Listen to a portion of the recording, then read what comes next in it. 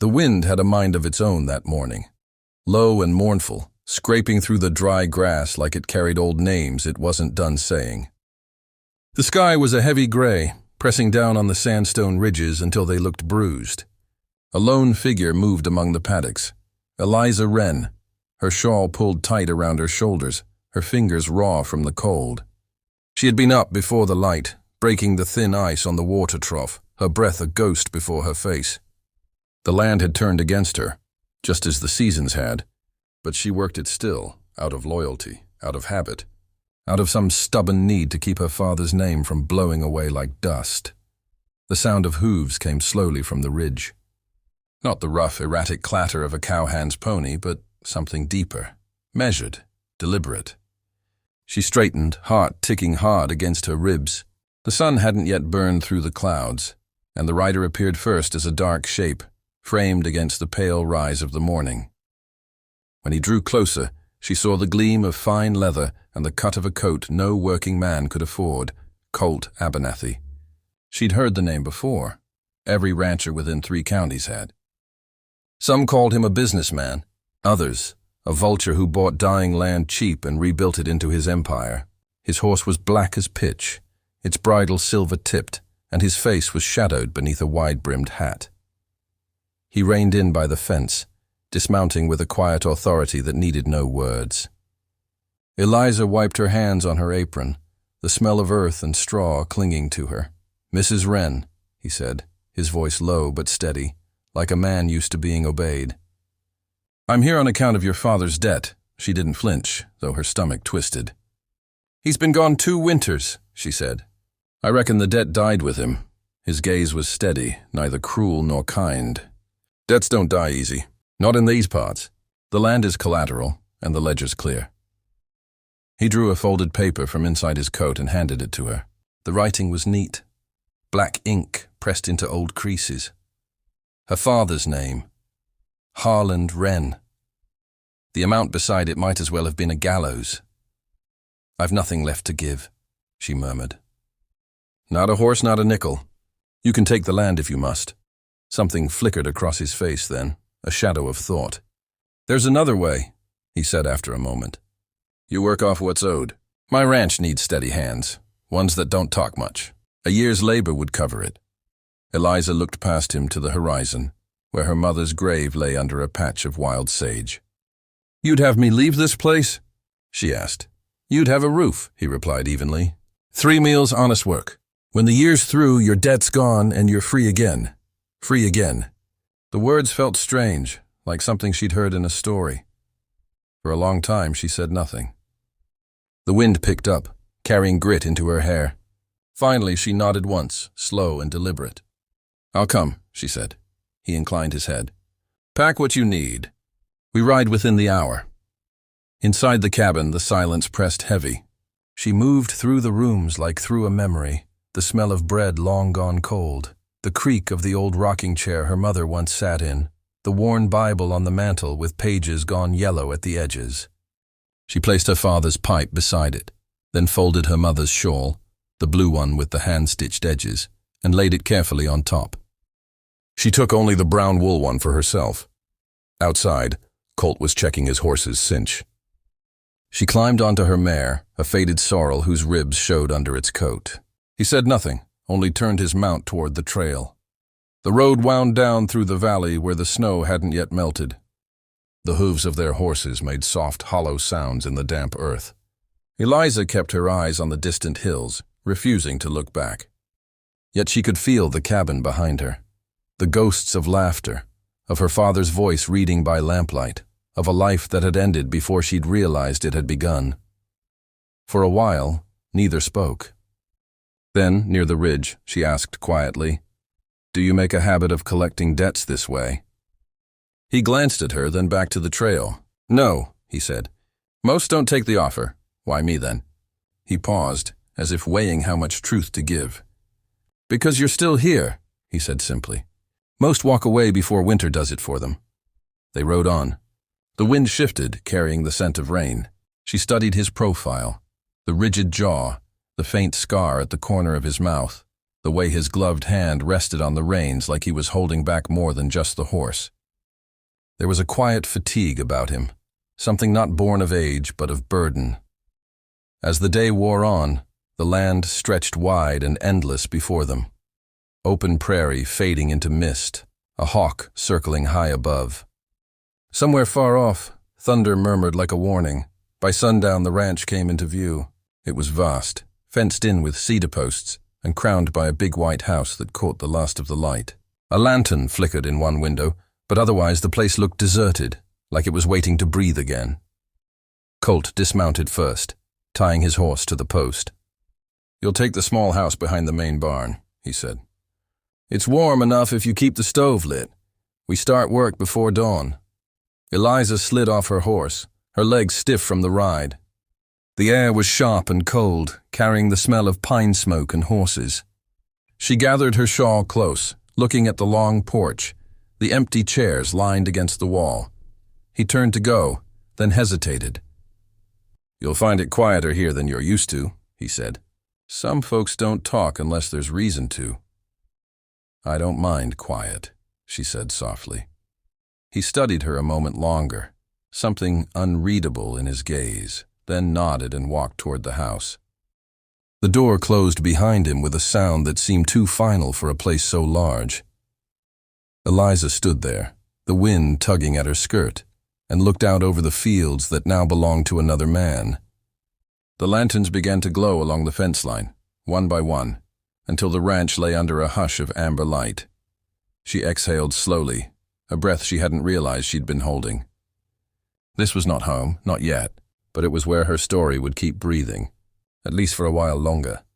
And as she stepped toward the small house, her boots sinking into the soft earth, she thought she caught for just a heartbeat the sound of another breath, his carried on the wind. A man not cruel but tired, a man who, like her, had forgotten what mercy felt like until it came wearing another person's silence. Morning came gray and brittle, the kind that scraped against the bones. Frost coated the window glass in pale veins, and a low wind sighed across the prairie like a creature too tired to howl. Eli rose before light fully touched the sky, folded his blanket, and set his hat back on his head. The fire had died to ash, but he stoked it again, wordless, and stepped outside to where his horse stood half buried in snow, the cold bit deep. His breath hung in the air as he bent to check the animal's leg, still swollen, not fit for travel. The world beyond the cabin looked washed out, horizon blurred by the gathering storm. He could almost feel it pressing down from the ridges, the weight of another day he wasn't meant to stay for. When he turned back, Mara was standing on the porch, shawl clutched tight, watching him. The wind caught strands of her hair, the faintest trace of color in an otherwise colorless day. "You'll freeze out there," she said. "Horse needs the fence mended if he's going to stand another storm," Eli replied. "Post's gone soft. I can fix it before I go." He didn't wait for her permission, just took up the tools stacked against the shed. She hesitated, then went inside. He worked slow, deliberate, each strike of the hammer sounding sharper in the silence. It wasn't long before she returned with gloves and handed them to him without a word. He took them, nodded once, and kept at it. By the time the last post stood firm, the snow had thickened into steady flurries. The hills vanished. The sky turned to iron. "Looks like the storm's coming in fast," Eli said, brushing snow from his shoulders. Mara looked at the horizon, or where it should have been. "You won't make it far," he met her eyes. "I can hole up in the barn." She hesitated again, then spoke softly, almost to herself. "Better by the fire, till it passes." Inside, the cabin felt smaller than it had the night before. The storm made the walls groan, the windows hum. Mara poured coffee into 2 tin cups and set one across the table from her. Eli sat, holding it between his palms, the heat seeping into his fingers. For a long while, neither spoke. The sound of the storm filled the spaces between them, as though it wanted to keep their silences company. "My husband built this place," Mara said finally, eyes on the fire. "Every beam, every nail. Said we'd grow old here." Eli didn't move, just listened. "They came one night," she continued. 3 of them. Wanted horses, maybe more. I woke to shouting, shots fired. When I got outside, he was already on the ground. Snow was red where it shouldn't be. Her voice didn't break, though her hands trembled slightly as she lifted her cup. I buried him myself. Couldn't wait for help. The ground was hard. Took me till morning. Eli's throat felt tight. He turned the cup in his hands. You stayed. There was nowhere else to go. He nodded, eyes lowered. Hard thing living with ghosts, she studied him. You sound like a man who knows. Eli gave a faint, humorless smile. Used to work a ranch down near San Angelo. My brother rode with me. Good man, too good for the things I dragged him into. There was trouble on the border, raids, mistrust, folks with more fear than sense. He tried to stop a fight that I started. Caught a bullet for it. The wind howled outside, shaking the shutters. I left that day, Eli said. Never stayed long anywhere after. Figured the road was safer than what followed behind. Mara's eyes softened. You blame yourself. He didn't answer, but she could see the truth in his silence. The firelight drew the years on his face into sharper relief. Lines carved not by age but by memory. They sat that way a while, sharing warmth, sharing ghosts. Neither asked forgiveness from the other. There was only the quiet understanding that comes from being broken in the same way. Later, when the light began to fade, Eli stood and checked the latch on the door. Snow had piled against it already.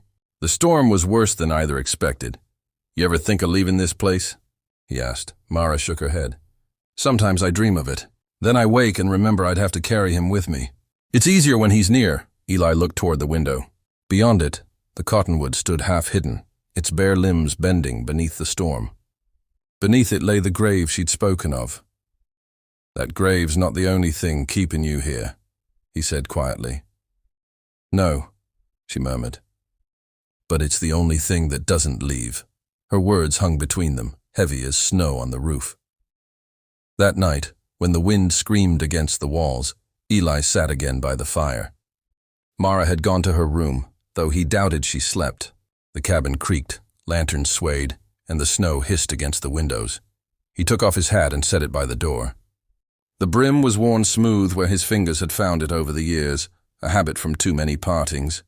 It seemed out of place here, in this house that still smelled faintly of bread and smoke and something like memory. He stared at it for a long time, wondering how many times he'd walked away from shelter, from people, from peace. How many times he'd chosen the road because it didn't ask him to stay. Through the thin walls, he could hear Mara moving, slow, restless, the sound of someone pacing the floor. He pictured her by the window, watching the storm swallow the world again, thinking of the man she'd buried and the stranger asleep by her fire. When the wind rattled the door, he rose and secured the latch, his hand brushing the hat as he did.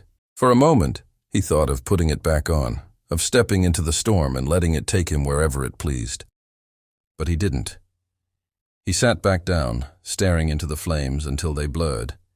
And in the other room, Mara stood by the window, her shawl pulled close, eyes lingering on the shape of his hat resting by the door, a small, silent reminder that not every man who comes must vanish by morning. She wondered, as the storm howled, what it might mean for both of them if, for once, he didn't. By the next morning, the world had turned white and soundless. Snow pressed against the windows like a great patient hand, muffling every creak of the cabin, every beat of the fire. The storm hadn't passed. It had deepened, swallowing the valley whole. The wind came in howls and sighs, and each gust made the walls tremble as though the earth itself were shivering. Eli was already awake when Mara came from her room, rubbing sleep from her eyes. He stood by the door, coat on, hat in hand, his face set with quiet concern. "Your horse," he said softly. "It's down." She blinked, still half in dreams. "What?" Found him before dawn. "He's been coughing, can't keep his legs under him long. Might not last if he's left out there." Mara wrapped her shawl tighter. The horse was her only link to the world beyond the ridge, her one means to reach the trading post or town if spring ever came. Without it, she'd be stranded until thaw. Eli was already lighting a lantern. "I'll see to him." She hesitated, torn between suspicion and gratitude. "You won't see a thing in that blizzard." "Don't need to." Just need to get there. He opened the door, and the wind roared in, scattering snow across the floorboards. The cold hit like a blade.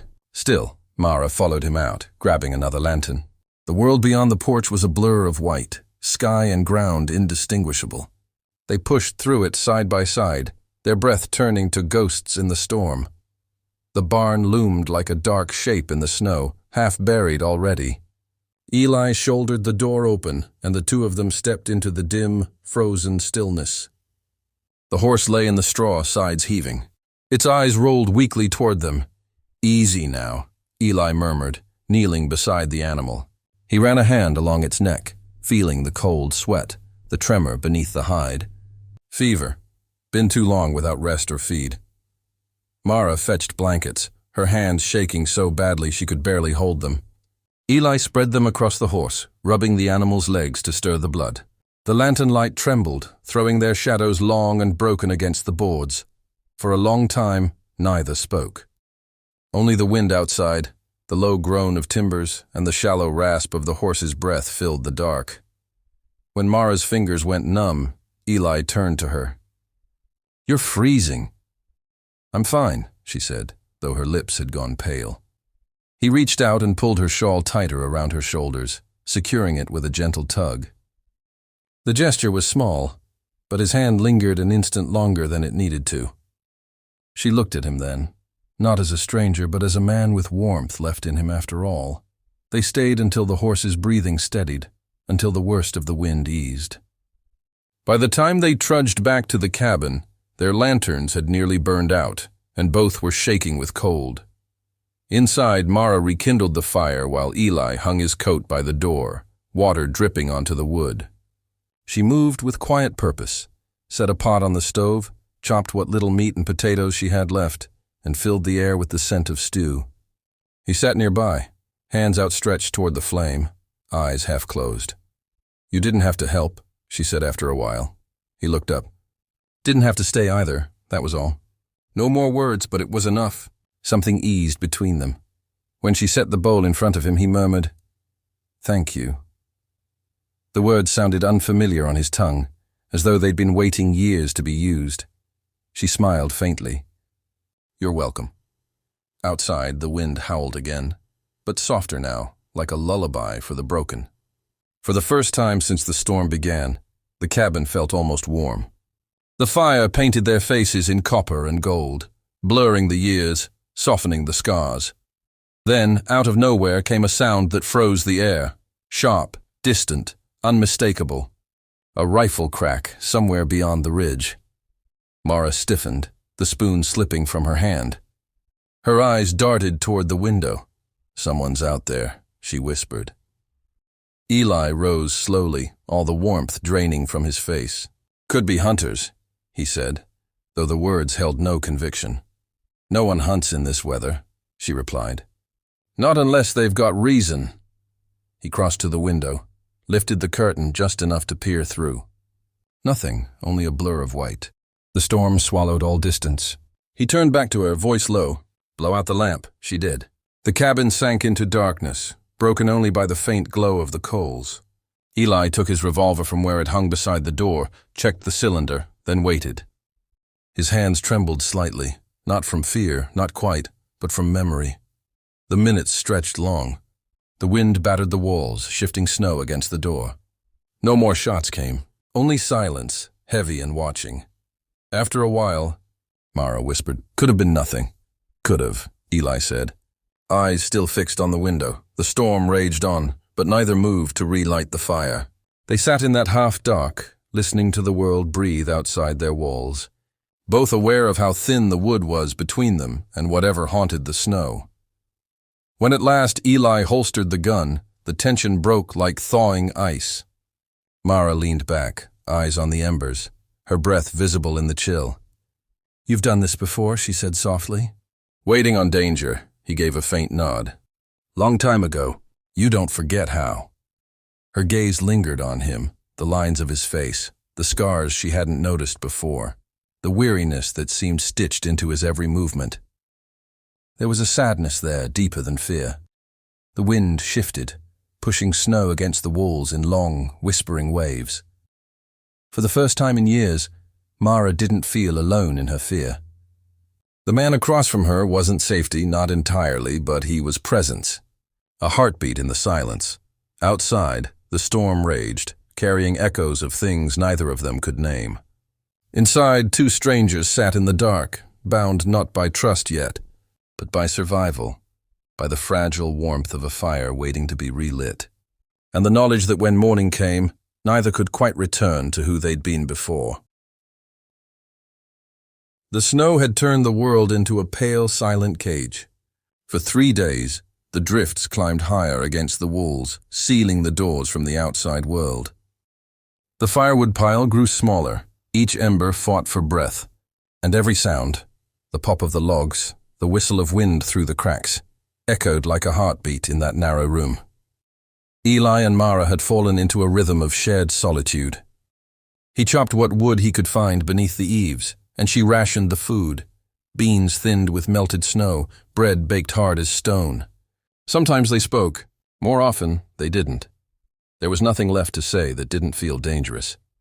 Eli caught himself glancing at her too often, her hair tied back, the faint color returning to her cheeks as she stirred the pot, the weary grace in her movements. He felt something close to gratitude, something like warmth, and that frightened him. He'd buried too many to trust warmth now. Mara felt it too, the small shift in air whenever he entered the room. The sound of his boots, the soft rattle of his spurs. It wasn't comfort, not exactly, but it was presence, and that had been missing for so long. She had lived with ghosts, and ghosts never shared the firelight. On the 4th day, the wind fell away. The stillness was almost worse. The world outside was buried, white and cruelly quiet. Eli set about fixing a window latch that the storm had nearly torn loose. She found him crouched by the sill, her late husband's tools spread neatly beside him. His hands, scarred and steady, moved with care, as if each nail, each turn of the wrench, was something sacred. She stood there a long while before speaking. "Those aren't yours to use," she said flatly. He looked up, surprised. "Just trying to keep the cold out." Her jaw tightened. "You could have asked." Eli's eyes darkened, not with anger, but something sadder. "Didn't figure you'd want to be bothered. You don't figure much, do you?" Her voice broke like glass. "You just do as you please. Fixing, mending, staying when you said you'd go." Eli rose slowly, wiped his hands on his coat. "You want me gone? I'll saddle up soon as the path clears." The room went quiet. The air between them thickened with things unsaid, losses neither had language for. Mara turned away first, blinking hard, her voice small now. "I don't know what I want anymore." Eli left without another word. By dusk, she saw the barn lantern burning faintly through the snow-glazed window. He'd taken his bedroll and left the warmth of the hearth. The wind was rising again, soft but sharp, carrying the creak of the barn door and the groan of the roof under frost. That night, Mara couldn't sleep. Every creak of timber reminded her how fragile everything was. Walls, hearts, promises. Guilt gnawed at her chest. She'd snapped not because he'd done wrong, but because he'd reminded her what it felt like to be cared for, and that was something she no longer knew how to accept.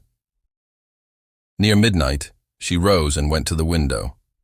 Through the frost, she saw him sitting on a stool just outside the barn, rifle laid across his knees.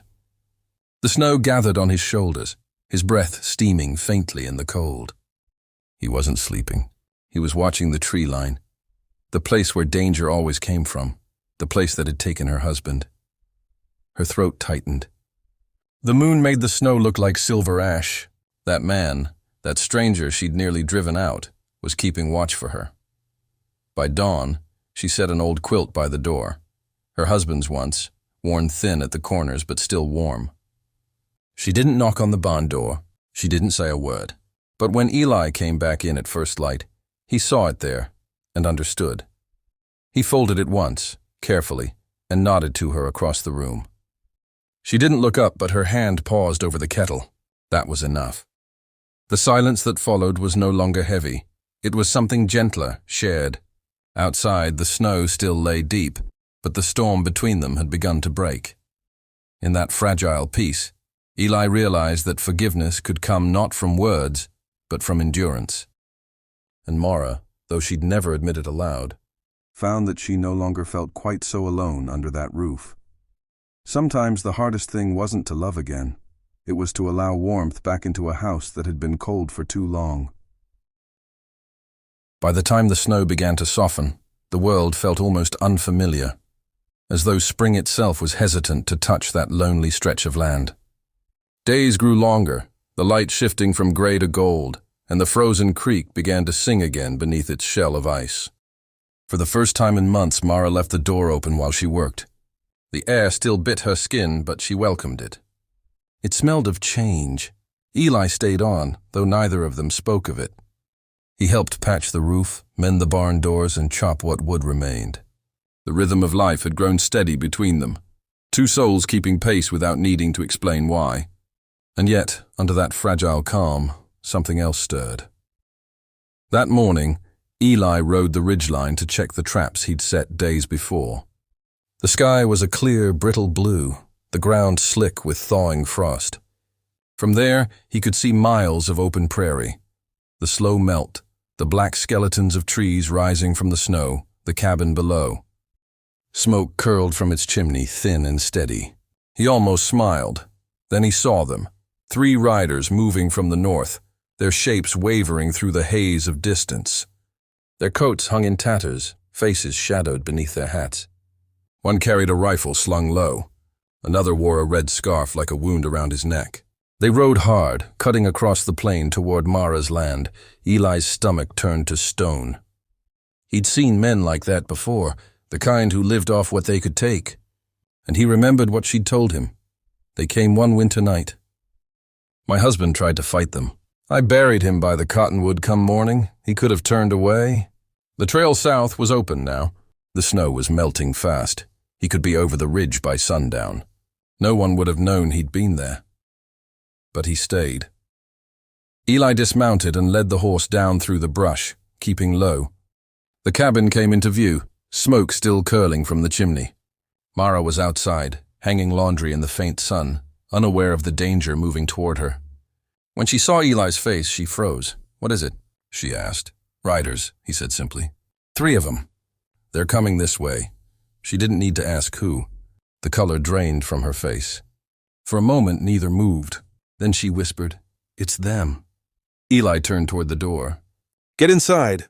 Bar the windows. What about you?" "I'll be right behind you." Inside, the air felt suddenly tight, the walls too thin.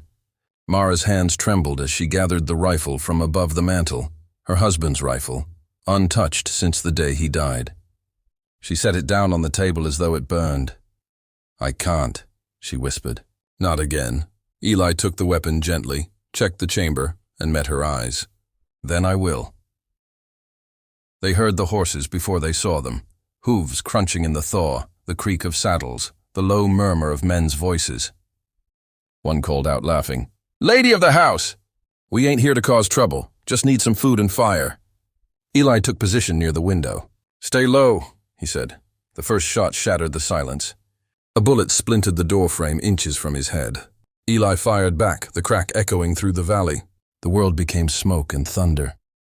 Mara crawled to the window opposite him, clutching a revolver she hadn't known she'd kept. Her heart pounded in her throat, her breath sharp as glass. The second outlaw ran for the barn. Eli caught him in his sights and squeezed the trigger. The man dropped, vanishing into the snow. The third came in fast, shouting curses, his boots pounding the porch. The door burst inward, wood splintering under his shoulder. Eli turned, but the man's bullet caught him in the arm, spinning him back against the wall. The rifle clattered to the floor. Mara screamed, grabbing the pistol with both hands. The outlaw swung toward her, and she fired. Once, twice?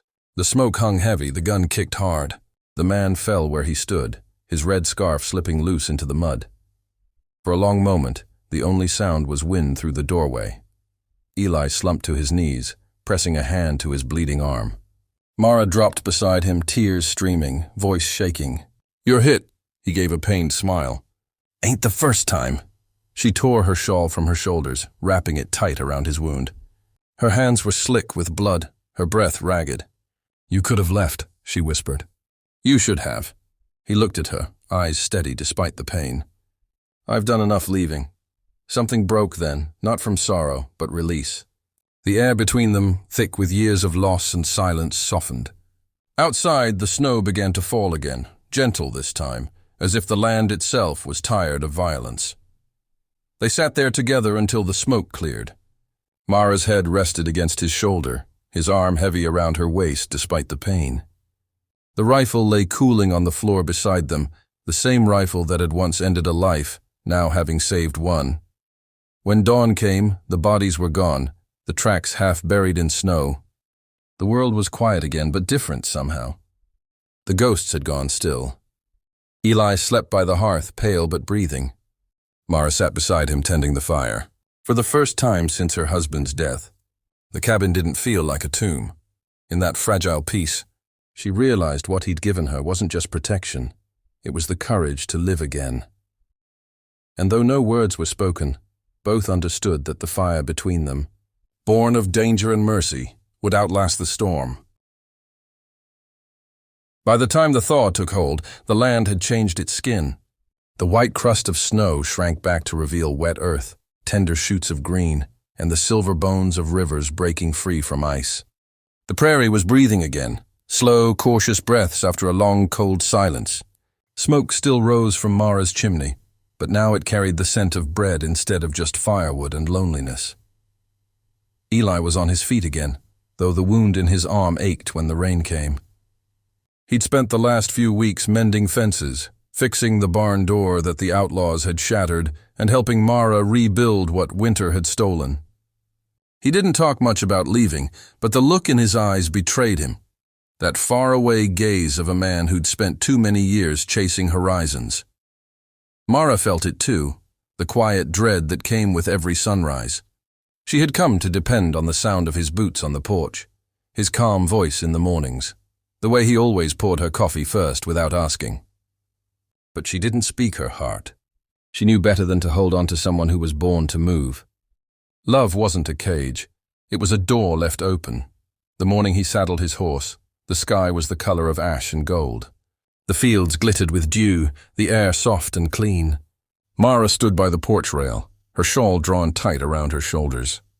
Her eyes met his across the yard, and for a long moment, neither moved.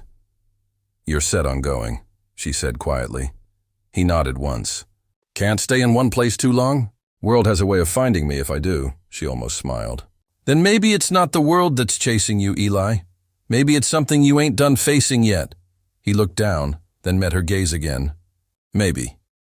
When he swung into the saddle, she stepped forward and handed him a small bundle wrapped in cloth. Bread, jerky, and a clean bandage. "For the road," she said. He hesitated, his gloved fingers brushing hers. "You've got a kind way of saying goodbye." "I learned it the hard way." For a long moment, neither spoke. The wind moved softly between them, carrying the smell of earth and new grass. Then he touched the brim of his hat, turned his horse, and started down the ridge. She watched him go until the horizon swallowed him, a dark figure moving through light. Her chest felt hollow but not broken. He had given her something that grief never could, the knowledge that she could still be seen, still be worth staying for. Back on the trail, Eli rode in silence.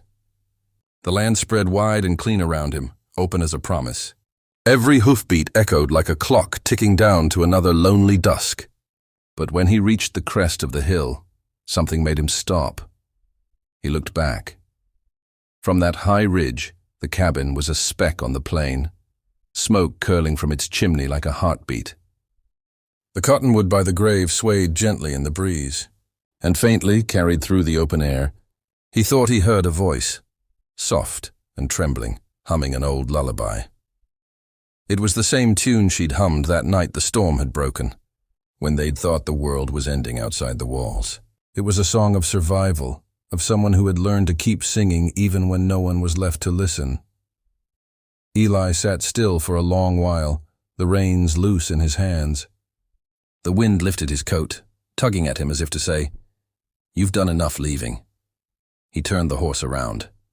When the hooves reached her yard again, Mara was sitting in the rocking chair on the porch, a shawl across her knees, eyes half closed in the light. She didn't startle when she saw him. She only looked up, the faintest smile ghosting her lips, as if she'd known he would return. "I thought you had a road to follow," she said softly. "I do," he answered, dismounting. "Just figured it starts here." She rose slowly, standing in the doorway where the last of the morning light spilled across the floorboards. For a moment, they only looked at each other. Two souls who'd lost everything, but still found their way back to warmth. There was no embrace, no grand confession. Just a long silence filled with everything that didn't need saying. Eli took off his hat and stepped inside.